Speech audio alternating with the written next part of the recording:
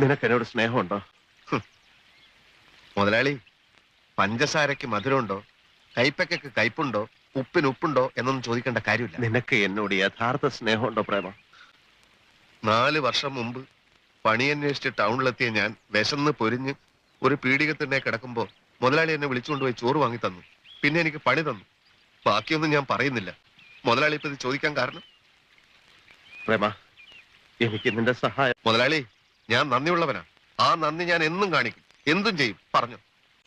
എനിക്ക് ഞാനൊരു കല്യാണം കഴിക്കണം മുതലാളി. അല്ല, ഇതിൽ കുറച്ച് പ്രശ്നങ്ങളുണ്ട്. ഉണ്ടാവട്ടെ. അതൊരു രജിസ്റ്റർ മാരേജ് ആയിട്ടേ നടക്കൂ. അങ്ങനെ നടന്നാ മതി. അത് നടക്കണമെങ്കിലേ രജിസ്റ്റർ ഓഫീസിൽ പോണം. അതല്ല, വീട്ടുകാർക്കൊക്കെ എതിർപ്പാ. അപ്പൊ ആരും കാണാതെ അവളെ കടത്തിക്കൊണ്ട് വരണം. കടത്തിക്കൊണ്ട് വരണം മുതലാളി. ഒറ്റയ്ക്ക് അത് ചെയ്യാൻ എനിക്ക് ധൈര്യമില്ല. അതിനാ എനിക്ക് നിന്റെ സഹായം ആവശ്യം. സോറി മുതലാളി, ഇക്കാര്യത്തിന് എന്നെ കിട്ടില്ല.